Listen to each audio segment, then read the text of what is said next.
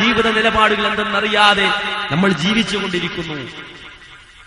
ജീവിതം മുന്നോട്ട് പോയിക്കൊണ്ടിരിക്കുന്നു എന്ന് നമ്മൾ മനസ്സിലാക്കണം. ലോകത്ത് വന്ന പ്രവാചകന്മാർ, നബിമാർ, അവർ തൗഹീദ് കാണിച്ചു തന്നവരാണ്. നമുക്ക് ജീവിക്കേണ്ടത് എങ്ങനെയെന്ന് കാണിച്ചു തന്നവരാണവര്. ജീവിതത്തിന്റെ നിലപാടുകളെ കുറിച്ച് പഠിപ്പിച്ചെന്നവരാണവര്. അല്ലേ? മഹാനായ അയ്യൂബ് അലൈഹിസ്സലാത്തു വസ്സലാമിന്റെ ചരിത്രം ഖുർആൻ നമുക്ക് പറഞ്ഞു തരുന്നുണ്ട്. ജീവിതത്തിന്റെ 3 ഘട്ടങ്ങൾ അല്ലാഹു അദ്ദേഹത്തിന് കൊടുത്തിട്ടുണ്ടെന്ന 3 ഘട്ടങ്ങൾ. ഒന്ന് സമ്പന്നതയുടെ ഘട്ടം. പണം കൊടുത്തു, വാരിക്കൊടുത്തു, ധാരാളം സമ്പത്ത്. ഒരു താഴ്വര നിറയെ പശുക്കൾ, മറ്റൊരു താഴ്വര നിറയെ ആടുകൾ, 1000-ഓളം വരുന്ന തൊഴിലാളികൾ, 16 മക്കൾ, 10 ആൺമക്കൾ, 6 പെൺമക്കൾ. ദുനിയാവിൽ എന്താ ഒരു മനുഷ്യന് വേണ്ട അതൊക്കെ കൊടുത്തു റബ്ബ്. വാരിക്കോരി കൊടുത്തു. അങ്ങനെയാണ് പടച്ചവൻ കൊടുക്കാൻ തീരുമാനിച്ചാൽ പിന്നെ സെക്കൻഡുകൾ കൊണ്ടായിരിക്കും വളരെ. അയ്യൂബ് അലൈഹിസ്സലാത്തു വസ്സലാമിന് എല്ലാം ലഭിച്ചു, എല്ലാം കിട്ടി. ആ സുഖലോലുപതയിൽ അദ്ദേഹം കഴിച്ചുകൊണ്ടിരിക്കുമ്പോ അള്ളാഹു ഒന്നിനു പുറകെ ഒന്നായി പിടിച്ചു. സമ്പത്ത് തിരിച്ചു പിടിക്കണം. സമ്പത്ത് വന്നപ്പോ അദ്ദേഹത്തിന് ഒരിക്കലും കണ്ണു മഞ്ഞളിച്ചു പോയില്ല, അഹങ്കാരം ഉണ്ടായില്ല. അള്ളാനെ മറന്നില്ല. അങ്ങനെയാണ് പല മുതലാളിമാരും. പുത്തമ്പണം അത് വന്നു കഴിഞ്ഞാൽ പിന്നെ എല്ലാം മറക്കല. പുത്തമ്പണം എന്ന് പേര് തന്നെതാണ്. പിന്നെന്ന് വെച്ചാൽ അവനെ കണ്ടാൽ അറിയാം അവൻ പുത്തപ്പണക്കാരനാണ്. അവന്റെ പ്രകടനങ്ങൾ, അവന്റെ ഭാവങ്ങൾ, അവന്റെ അഹങ്കാരം, അവന്റെ വസ്ത്രദാനം എല്ലാം മാറും. പക്ഷേ അയ്യൂബ് അലൈഹിസ്സലാത്തു വസ്സലാമിന്റെ ജീവിതത്തിൽ മാറ്റം ഉണ്ടായില്ല. ഇത് സുഖിച്ച് തിന്നുകുടിച്ച് ആനന്ദിച്ച് ഇസ്രാഖൽത്തുമില്ല ഭൂമിയെ കെട്ടിപ്പിടിച്ച് ജീവിക്കാൻ വേണ്ടി അല്ല അള്ളാഹ് എന്നെ അയച്ചിട്ടുള്ളത്. എന്റെ ഉദ്ദേശം, എന്റെ നിലപാട് വേറെ ആയിരിക്കണം. ആ വിനീത മനസ്സുമായി അദ്ദേഹം ജീവിച്ചു.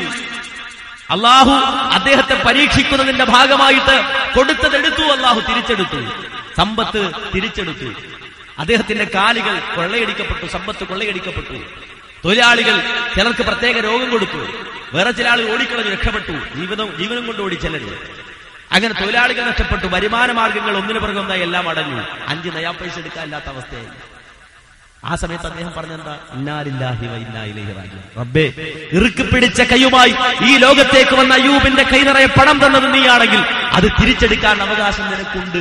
തന്നപ്പോഴും ഞാൻ തൃപ്തനാണ്, എടുത്തപ്പോഴും ഞാൻ തൃപ്തനാണ്, എനിക്കൊരു നിരാശയില്ല.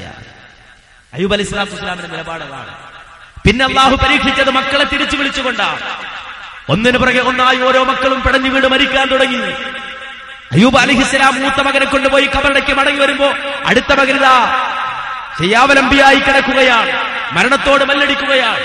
ദാഹജലം കൊടുക്കുമ്പോ ആ മകൻ ഇതാ ഈ ലോകത്തോട് യാത്ര ചോദിക്കുകയാണ്. ആ മകനെ എടുത്തുകൊണ്ടുപോയി കബറടയ്ക്ക് വരുമ്പോൾ അടുത്തയാള്. അങ്ങനെ 16 മക്കൾക്ക് കബർ കുടിച്ചു മഹാനായ അയ്യൂബ് അലൈഹിസ്സലാത്തു വസ്സലാം. ഒരാൾ മരിച്ചാൽ ഉണ്ടാകുന്ന പ്രയാസം നമുക്കറിയാം. 2 ആയാലോ 3 ആയാലോ? സ്വന്തം മനസ്സുമായി ഏറ്റവും അടുത്ത മക്കൾ യാത്ര ചോദിച്ചു. 16 മക്കൾ. അയ്യൂബ് അലൈഹിസ്സലാം നൽകിയ മറുപടി ഇന്നാ ലില്ലാഹി വ ഇന്നാ ഇലൈഹി റാജിഊൻ. അല്ലാഹുവേ, നീ എനിക്ക് തന്നതാണ് എന്റെ മക്കളെങ്കിൽ ആ മക്കളെ തിരിച്ചെടുക്കാനുള്ള അവകാശം നിനക്കുണ്ട്. ആ മക്കൾക്ക് പിന്നാലെ നിന്നിലേക്ക് മടങ്ങേണ്ടവനാണ് ഞാനും. അതുകൊണ്ട് അല്ലാഹുവേ, നിരാശയില്ല റബ്ബേ. മനസ്സിന് വേദനയുണ്ട്, പക്ഷേ നിന്റെ തീരുമാനത്തിൽ ഞാൻ തൃപ്തനാണ്. ഒരിക്കലും നിനക്കെതിരായ ഒരു നിലപാട് എന്റെ ജീവിതത്തിൽ ഉണ്ടാവില്ല റബ്ബേ. ആ ഉറച്ച ഈമാനിൽ നിൽക്കുകയാണ്. മൂന്നാമതായി അല്ലാഹു തിരിച്ചെടുത്തത് ആരോഗ്യമാണ്. ഏതൊരു മനുഷ്യനെ സംബന്ധിച്ചിടത്തോളം എന്തെല്ലാം നഷ്ടപ്പെട്ടാലും അവനെ സമാധാനിക്കാം. ആരോഗ്യമുണ്ടല്ലോ, എല്ലാം തിരിച്ചെടുക്കാമെന്ന് ചിന്തിക്കാം. പക്ഷേ അയ്യൂബ് അലൈഹിസ്സലാത്തു വസ്സലാമിന്റെ ആരോഗ്യവും അല്ലാഹു തിരിച്ചെടുക്കുകയാണ്. രോഗം നൽകി ശരീരമാസകലം വ്രണാവൃതമായി മാറുകയാണ്. അവിടുന്ന് പുഴുക്കൾ പുറത്തേക്ക് വരുമായിരുന്നു എന്ന് ചരിത്രത്തിൽ കാണാം. അയ്യൂബ് നബിയുടെ പച്ചമാംസം വ്രണാവൃതമായിട്ട് പുഴുക്കൾ ഇങ്ങനെ പുറത്തേക്ക് വരുമായിരുന്നു. അയ്യൂബ് അലൈഹിസ്സലാത്തു വസ്സലാം ആ ഘട്ടത്തിൽ എല്ലാവരാലും ഒറ്റപ്പെടുത്തപ്പെട്ടു. ഒരു മനുഷ്യൻ അടുക്കാതെയായിരുന്നു. അവഗണനയുടെ വേദന നിങ്ങൾ ആലോചിച്ചു. ആരും എന്നെ ഗൗനിക്കാനില്ല, എന്റെ നാട്ടിൽ ആരും എന്നെ ഗൗനിക്കണില്ല. അവഗണിക്കുകയാണെങ്കിൽ ഉണ്ടാകുന്ന വേദന ഉണ്ടല്ലോ. മഹാനായ അയ്യൂബ് അലൈഹിസ്സലാം അത് അനുഭവിക്കേണ്ടി വന്നു. മാത്രമല്ല, ഇമാം ഇബ്നു കസീർ പറഞ്ഞതുപോലെ, അദ്ദേഹത്തിന്റെ തഫ്സീറിൽ രേഖപ്പെടുത്തിയതുപോലെ, ഭാര്യയും ഭാര്യയുടെ ഒരു സഹോദരനും ഒഴികെയുള്ള എല്ലാവരും ഉപേക്ഷിച്ചു പോയി. അങ്ങനെ എല്ലാവരാലും ഉപേക്ഷിക്കപ്പെട്ട വീടിന്റെ മൂലയിൽ ഒരു കീറപ്പായിൽ അദ്ദേഹം കഴിയുന്ന ഘട്ടത്തിലും അദ്ദേഹത്തിന്റെ നിലപാട് എന്തായിരുന്നുവെന്ന് ഖുർആൻ എടുത്തു ധരിക്കുന്നുണ്ട്. എല്ലാവരാലും ഉപേക്ഷിക്കപ്പെട്ട വീടിന്റെ മൂലയും ഒരു കീറപ്പായിൽ അവഗണിക്കപ്പെട്ട അവസ്ഥയിലും അയ്യൂബ് അലൈഹിസ്സലാത്തു വസ്സലാം സ്വീകരിച്ച നിലപാട് വഅയ്യൂബ ഇദ്നാദാ റബ്ബഹു അന്നീ മസ്സനിയൽ വഅന്ത അർഹമുർ റാഹിമീൻ. അയ്യൂബിനെ നിങ്ങൾ ഓർക്കണം എന്നുള്ള പറയാം. അയ്യൂബിനെ നിങ്ങൾ ഓർക്കണേ, സ്മരിക്കണേ. എന്താ അദ്ദേഹത്തിന്റെ യോഗ്യത? ഇതിനാദാ റബ്ബഹു, അദ്ദേഹം തന്റെ റബ്ബിനോടാണ് പ്രാർത്ഥിച്ചത്. എന്താണ് അദ്ദേഹം പറയുന്നത്? അന്നീ മസ്സനിയൽ ദുർറ്, റബ്ബേ എനിക്ക് ദുരിതം ബാധിച്ചു പോയി, പ്രയാസം ബാധിച്ചു പോയി. വഅന്ത അർഹമുർ റാഹിമീൻ, നീ കരുണയുള്ളവനാണല്ലോ, എന്നോട് കരുണ കാണിക്കണം. റബ്ബിനോട് പ്രാർത്ഥിക്കുകയാണ്, റബ്ബിനോട് പ്രാർത്ഥിച്ച് കഴിച്ചു കൂട്ടുകയാണ്. ഇത് വിശുദ്ധ ഖുർആൻ നമുക്ക് പഠിപ്പിച്ചു തന്നു.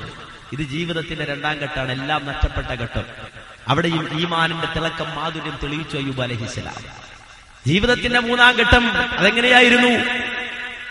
വിശുദ്ധ ഖുർആൻ നമുക്ക് പറഞ്ഞു തരികയാണ്, പഠിപ്പിച്ചു തരികയാണ്. ഒരിക്കൽ അയ്യൂബ് അലൈഹിസ്സലാത്തു വസ്സലാമിന്റെ അടുക്കിലേക്ക് ഭാര്യ വരുന്നു, ഭാര്യയുടെ സഹോദരൻ വരുന്നു. എന്നിട്ട് ചോദിക്കുന്നു, താങ്കൾക്ക് വല്ലതും വേണോ, എന്തെങ്കിലും ആവശ്യമുണ്ടോ?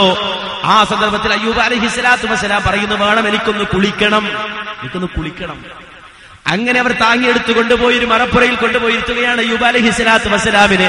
കുളിക്കാനുള്ള വെള്ളം എടുത്തു വെച്ചിട്ട് അവര് പുറത്തേക്ക് ഇറങ്ങി നിൽക്കുന്നു. സ്വന്തം ശരീരത്തിൽ നിന്ന് വസ്ത്രങ്ങൾ ഓരോന്നോരോന്നും ഊരി മാറ്റുമ്പോ സ്വശരീരത്തിലേക്ക് നോക്കുമ്പോൾ ആ പ്രവാചകന്റെ കണ്ണ് നിറയുകയാണ്. കാരണം ശരീരത്തിലെ വ്രണം കണ്ടിട്ടു തന്നെ. ശരീരത്തിൽ ഒരു വ്രണം വന്നിട്ട് അത് പൊറുക്കാതെ നിന്നാല് ഒന്നും കരിയാതെ നിന്നുള്ള അവസ്ഥ ആലോചിച്ചിട്ടുണ്ടോ? ശരീരത്തിൽ വട്ടത്തിലൊരു വ്രണം വന്നിട്ട് അത് പൊറുക്കാതെ നിന്നാൽ, കരിയാതെ നിന്നാലുള്ള അവസ്ഥ ഒന്ന് ആലോചിച്ചിട്ടുണ്ടോ? വെരിക്കോസ് വെയിൻ ബാധിച്ചിട്ട് കാലിൽ വട്ടത്തിൽ കുഴി പോലെ വ്രണം വന്നിട്ട് പല ഓപ്പറേഷനുകളും നടത്തി നോക്കി, പക്ഷേ അത് ഉണങ്ങാതെ ആ മുറിവ് ഒരു കുഴി പോലെ നിലനിൽക്കുന്ന ഘട്ടത്തില് ആ മുറിവ് നോക്കിയിട്ട് പൊട്ടിക്കരഞ്ഞ ഒരു കൂട്ടുകാരനെ എനിക്ക് കാണാൻ കഴിഞ്ഞിട്ടുണ്ട് ജീവിതത്തിൽ. അയാൾ പൊട്ടിക്കരയാണ്. എന്തുകൊണ്ടാണ്? അദ്ദേഹത്തിന്റെ മുറിവ് കൊണ്ടുണ്ടാകുന്ന വേദന കൊണ്ടല്ലേ, അത് പൊറുക്കാത്ത അവസ്ഥയിൽ മനസ്സിലുണ്ടായ വേദന. ഇത് പൊറുക്കുന്നില്ലല്ലോ റബ്ബേ എന്നുള്ള വേദന കൊണ്ട് അദ്ദേഹം പൊട്ടിക്കരയാണ്. അയ്യൂബ് അലൈഹിസ്സലാത്തു വസ്സലാം സ്വന്തം ശരീരത്തിലേക്ക് നോക്കിയിട്ട് അവിടെ ഇരുന്നു കൊണ്ട് കരയുകയാണ്. എന്നിട്ട് അള്ളാഹുവിനോട് പ്രാർത്ഥിക്കുന്നു. അതെ, എന്താ പ്രാർത്ഥിക്കുന്നത്? അല്ലാഹുവേ റബ്ബി അന്നീ മസ്സനിയ ശൈത്താനു ബിനുസ്ബിൻ വഅദാബ്, പടച്ചവനെ വേദനയുമായി പ്രയാസവുമായി പിശാചെന്നെ സ്പർശിച്ചു പോയി. വഅന്ത അർഹമുർ റാഹിമീൻ, നീ കരുണയുള്ളവനാണല്ലോ, കരുണ കാണിക്കണേ. അള്ളാഹുവിനോട് പ്രാർത്ഥിക്കുകയാണ്. അല്ലാഹു കരുണയില്ലാത്തവനല്ല. അള്ളൊരൽപ്പം പ്രയാസം തരണമെങ്കിൽ കൂലി കൂടുതൽ തരാമെന്ന് വിചാരിച്ചാൽ മതി. നമ്മളങ്ങനെയല്ല, നമ്മൾ ബേജാറാകുക. എന്താ എനിക്ക് പ്രയാസം, ഞാൻ തൗഹീദായിട്ട് നടന്നിട്ട് എന്താ പ്രയാസം, കുറച്ച് കൂടുതൽ കൂലി തരാൻ അള്ള തീരുമാനിച്ചു, അങ്ങനെ വിചാരിച്ചാൽ മതി. അല്പം പ്രയാസങ്ങൾ ഉണ്ടാകുമ്പോ കൂലി കൂടുതൽ കിട്ടും, ദുരിതം കൂടുമ്പോ കൂലി കൂടുതൽ കിട്ടും അല്ലേ? നമ്മള് പ്രയാസം സഹിച്ച് പണിയെടുത്ത് വന്നാൽ കൂലി കൂടുതലാണ്. എന്നാൽ ഒരു പ്രയാസമല്ല, വേഗം പോയി വരികയാണ് എങ്കിലും കൂലി കുറവാ. അപ്പൊ പണിയെടുക്കണം, അധ്വാനിക്കണം, പ്രയാസപ്പെടണം, കൂലി കൂടുതൽ കിട്ടണം. അതിനുവേണ്ടിയാണ് അല്ലാഹു ആ പ്രയാസം നൽകിയത്. അവിടെ ഈമാനിന്റെ കരുത്ത് തെളിയിച്ചു കഴിഞ്ഞപ്പോ അല്ലാഹു സുബ്ഹാനഹു വ തആല സഹായിക്കുകയാണ്. ആ ഘട്ടത്തിൽ അയ്യൂബ് അലൈഹിസ്സലാത്തു വസ്സലാമിനോട് അല്ലാഹു പറയുന്നു, അയ്യൂബേ ഉർകുൽ ബിരിജിലിക, നീ നിന്റെ കാലം നനക്കൂ. അല്ല പറയാ, അള്ളാഹു തന്റെ അടിമകളെ സഹായിക്കുകയാണ് റബ്ബ്. ഉറുക്കുൽ ബിരിജിലിക, അയ്യൂബേ നീ നിന്റെ കാലൊന്ന് ചലിപ്പിക്ക്. അയ്യൂബ് അലൈഹിസ്സലാം കാലൊന്ന് ചലിപ്പിക്കുമ്പോ അവിടെ വെള്ളം, ഒരു ഉറവ പുറത്തേക്ക് വരികയാണ്. നല്ല തണുത്ത വെള്ളം, നല്ല തണുപ്പുള്ള ഉറവ പുറത്തേക്ക് ഒഴുകുകയാണ്. ആ സമയത്ത് അയ്യൂബ് അലൈഹിസ്സലാത്തു വസ്സലാമിനോട് അല്ലാഹു കൽപ്പിക്കുന്നു, അയ്യൂബേ ആ വെള്ളം എടുത്ത് കുടിക്കൂ, ആ വെള്ളം കൊണ്ടൊന്ന് കുളിക്കൂ. അയ്യൂബ് അലൈഹിസ്സലാം വെള്ളം എടുത്ത് കുളിച്ചു. ഇത് ഉമ്മ കഥയല്ല, ഖുർആൻ പറഞ്ഞ കഥയാണ്, ഖുർആൻ പഠിപ്പിച്ചതാണ്. ആ വെള്ളം കൊണ്ടങ്ങ് കുളിച്ചു കഴിഞ്ഞപ്പോ അത്ഭുതമേ അത്ഭുതം, ശരീരത്തെ ബാധിച്ച വ്രണങ്ങൾ ഒന്നിനു പുറകെ ഒന്നായി മാറുകയാണ്. പഴയതിനേക്കാൾ ആരോഗ്യത്തോടെ അയ്യൂബ് അലൈഹിസ്സലാം എണീറ്റ് നിൽക്കുകയാണ്. ആ കുളി കഴിഞ്ഞ് അയ്യൂബ് അലൈഹിസ്സലാം പുറത്തേക്ക് വരുമ്പോ ഭാര്യ പുറത്തുണ്ട്, ഭാര്യയുടെ സഹോദരൻ പുറത്ത് നിൽപ്പുണ്ട്. അവർ ചോദിച്ചു, ആരാണ് നിങ്ങൾ, എവിടുന്നാ വരുന്നത്? അയ്യൂബ് അലൈഹിസ്സലാം പറഞ്ഞു, നോക്ക്, ഞാനാണ്, അയ്യൂബാണ്, നിങ്ങൾ കൊണ്ടുപോയിരുത്തിയ അയ്യൂബാണ്. തീർച്ചയായും ഖദ് ശഫാനി അല്ലാഹു എനിക്ക് ശമനം തന്നുപോയി, അല്ലാഹു എന്റെ രോഗം മാറ്റിക്കളഞ്ഞു, അതുകൊണ്ട് തന്നെ ഞാൻ തൃപ്തനാണ്, അൽഹംദുലില്ലാഹ്, അല്ലാഹുവിനെ സ്തുതിക്കുകയാണെന്ന് പറഞ്ഞു ഭാര്യയോടൊപ്പം അതുപോലെ അളിയനോടൊപ്പം വർത്തമാനം പറഞ്ഞു നിൽക്കുമ്പോ മഹാനായ മുഹമ്മദ് റസൂലുള്ളാഹി സ്വല്ലല്ലാഹു അലൈഹി വസല്ലം പറയുന്നു, അതേ വാനലോകത്ത് നിന്ന് അല്ലാഹു ജറാദുകളെ അങ്ങോട്ട് അയച്ചു, വെട്ടുകിളികളെ അല്ലാഹു അയച്ചു കൊടുക്കുകയാണ്. ആ വെട്ടുകിളികൾ കൂട്ടത്തോടെ പാറി വന്നിട്ട് അയ്യൂബ് അലൈഹിസ്സലാത്തു വസ്സലാമിന്റെ തലക്ക് മുകളിൽ വട്ടമിട്ട് നിൽക്കുകയാണ്. എന്നിട്ട് ആ വെട്ടുകിളികൾ സ്വർണവും വെള്ളിയുമായി മാറുകയാണ്. എന്നിട്ടൊരു ഇളം മഴ പോലെ, ഒരു ചെറുമഴ പോലെ അയ്യൂബ് അലൈഹിസ്സലാത്തു വസ്സലാമിന്റെ ചുറ്റും പെയ്തിറങ്ങുകയാണ്. ആ സ്വർണത്താലുള്ള വെട്ടുകിളികളെ, വെള്ളിയാലുള്ള വെട്ടുകിളികളെ അയ്യൂബ് അലൈഹിസ്സലാം വാരിയെടുക്കുമ്പോ അള്ളാഹ് ചോദിക്കുന്നു, മതിയോ അയ്യൂബേ, താങ്കൾക്ക് മതിയായോ അയ്യൂബേ? നഷ്ടപ്പെട്ട പണത്തിന് തുല്യമായോ, അതിൽ കൂടുതൽ കിട്ടിയോ അയ്യൂബേ? ആ സമയത്തും അയ്യൂബ് അലൈഹിസ്സലാം പറയുന്നത്, റബ്ബേ, എനിക്ക് പണമല്ല വേണ്ടത്, എനിക്ക് പ്രതാപമല്ല വേണ്ടത്, നിന്റെ തൃപ്തിയാണ്, നിന്റെ റിളയാണ്, അതാണ് എനിക്ക് വേണ്ടത് റബ്ബേ, അതിലാണ് എന്റെ ആശ്വാസം റബ്ബേ. അയ്യൂബ് അലൈഹിസ്സലാം ആ സമയത്തും നന്ദിയുള്ള അടിമയായി എന്നാണ് ഖുർആൻ പറയുന്നത്. ഇത് ഖുർആൻ പഠിപ്പിച്ചല്ലേ മാന്യ സഹോദരങ്ങളെ? ഇത് ഖുർആൻ പഠിപ്പിച്ചത് എന്തിനാ? അയ്യൂബ് നബിക്ക് രോഗം വന്നെന്ന് പറയാനാ? ആണോ? അല്ലേ. അയ്യൂബ് നബി കുറെ പ്രയാസപ്പെട്ടെന്ന് പറയാനാ? അല്ല. നേരെ മറിച്ച് ജീവിതത്തിന്റെ നിലപാടെന്തായിരിക്കണം? ഒരു മുസ്ലിമിന് ഈ അവസ്ഥ എത്തിയാൽ എന്ത് നിലപാട് സ്വീകരിക്കണമെന്ന് പറയാനാണ്, പഠിപ്പിക്കാനാണ് അള്ളാഹു പ്രവാചകന്റെ ചരിത്രം ഉദ്ധരിച്ചത്. എന്നാൽ നമ്മെ സംബന്ധിച്ചിടത്തോളം ഇതിന് തത്തുല്യമായ വേണ്ടതിന്റെ പകുതി വേണ്ടതിന്റെ ഒരു അംശം ഉണ്ടായാലോ, ഒരു ചെറിയ രോഗം വന്നാലോ, ഒരു ചെറിയ കഷ്ടപ്പാടുണ്ടായോ, പഠിപ്പിക്കപ്പെട്ടതെന്താ? എന്നും കൊടുമാമീകന്തോരു ദീനത്തിൽ അവരെ വിളിച്ച് ദുആനേയിരുന്നെങ്കിൽ അപ്പോഴേ തന്നെ ശീപാകളെ കിട്ടാതെ ആയിട്ടതില്ല ഓര് തരുമെന്നോവർ. എന്നും കൊടുമ മികന്തൊരു ദീനം എന്ന് വെച്ചാൽ ഒരു വലിയ രോഗം വന്നു കഴിഞ്ഞാൽ അവരെ വിളിച്ച് ദുആനേയിരുന്നെങ്കിൽ, ആരെ വിളിച്ചു ദുആനയിരുന്നെങ്കിൽ? ബദറിന്റെ രണാങ്കണത്തിൽ ഈ തൗഹീദിന് വേണ്ടി, ലാ ഇലാഹ ഇല്ലല്ലാഹ്ക്ക് വേണ്ടി മുശ്രിക്കുകളുമായി അടരാടിയ ആ ബദരീങ്ങളെ വിളിച്ചു ദുആ ചെയ്തെങ്കിൽ, അവരോട് ദുആയിരുന്നാൽ അപ്പോഴേ തന്നെ ശീപാകളെ കിട്ടാതെ ആയിട്ടതില്ല ഒരു തരുമെന്നോവർ. സഡൻ ഉത്തരാണെന്ന്, സഡൻ അപ്പൊ തന്നെ ഉത്തരം കിട്ടും. അങ്ങനെ ഉത്തരം കിട്ടിയിട്ടില്ല ലോകത്തൊരാളുണ്ടായിട്ടില്ല. യഥാർത്ഥത്തിൽ ബദരീങ്ങളെ ആക്ഷേപിക്കാണ്. ഈസാ നബി ലോകത്തോട് തൗഹീദ് പറഞ്ഞു, ക്രൈസ്തവ സമൂഹത്തിനടുത്ത് ഈസാ നബി ആരാധിച്ചു. അവര് പറയുന്നത് ഞങ്ങൾക്ക് ഈസാ നബിയുടെ വലിയ സ്നേഹമാണ്, ബഹുമാനാണെന്ന്. ഈസാ നബിയോട് ബഹുമാനം ഉണ്ടെങ്കിൽ ഈസാ നബി പറഞ്ഞല്ലേ അനുസരിക്കുക? ഈസാ നബി ആരാധിക്കോ? മറിയം ബീവിയോട് ഞങ്ങൾക്ക് വലിയ ബഹുമാനാണെന്നാണ്. പക്ഷെ മറിയം ബീവിയോട് ബഹുമാനം ഉണ്ടെങ്കിൽ മറിയം ബീവി പറയുന്നത് പോലെ അവർ ജീവിച്ചതുപോലല്ലേ ജീവിക്കേണ്ടത്, അല്ലേ? പക്ഷെ അവരെ ആരാധിക്കുന്ന അവസ്ഥയിലേക്ക് എടുത്തെറിയപ്പെട്ടു. ബദരീങ്ങൾ തൗഹീദിന് വേണ്ടി പണിയെടുത്തു, അധ്വാനിച്ചു, അതിനുവേണ്ടി ജീവാർപ്പണം ചെയ്യാൻ തയ്യാറായി. അവസാനം പിന്നീട് വന്ന ആളുകൾ എതിർത്തു, ബദരീങ്ങളോട് തന്നെ പ്രാർത്ഥിക്കാം എന്ന് പറയുന്ന അവസ്ഥയിലേക്ക് എടുത്തെറിയപ്പെട്ടു.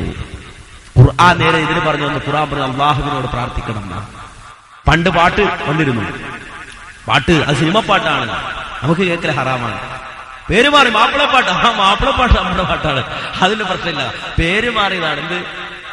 സിനിമയിൽ തന്നെ ഒരല്പം മുസ്ലിം ചുവയുള്ള പാട്ടുകളാണ്, മാപ്പിളപ്പാട്ടാണ്, പ്രശ്നമില്ല. പഴയ കാലത്തെ ആളുകൾ സിനിമാ പാട്ട് കേൾക്കൂല, മാപ്പിളപ്പാട്ട് കേൾക്കാറാണ്, അല്ലേ?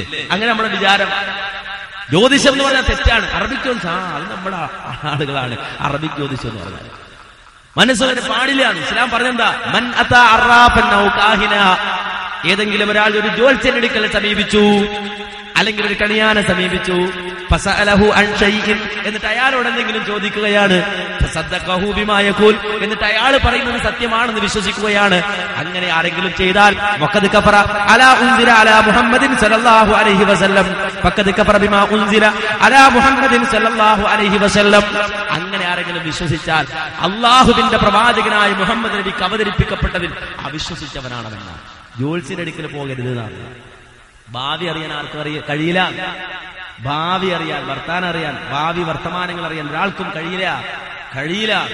പക്ഷേ ആളുകൾ പോകുന്നു, ജ്യോത്സ്യന്മാരെ സമീപിക്കുന്നു. മുസ്ലിം സമൂഹം തന്നെ വിശ്വാസത്തിനെതിരായ പ്രവർത്തനങ്ങൾ ചെയ്യാൻ, യഥാർത്ഥമായ ഈമാനികമായ കാര്യങ്ങൾ ചെയ്യാൻ ആളില്ല. ഇസ്ലാം പറഞ്ഞ കാര്യങ്ങൾ പ്രവർത്തിക്കാൻ ആളില്ല. തൗഹീദ് അത് ഉൾക്കൊള്ളാൻ ആളില്ല. ഈ ഒരു ദുരവസ്ഥയിലേക്ക് എടുത്തെറിയപ്പെടുകയാണ്. ഇത് ആരെങ്കിലും പറഞ്ഞാലോ അവൻ ഒറ്റപ്പെടുക, അവൻ പുത്തംവാദി. ഇതിനെതിരെ, ഈ സമൂഹത്തിന്റെ ദീർഘതയ്ക്കെതിരെ ആരെങ്കിലും ശബ്ദിച്ചാൽ അവൻ പുത്തംവാദിയാണ്. വിദേഹത്തിൽ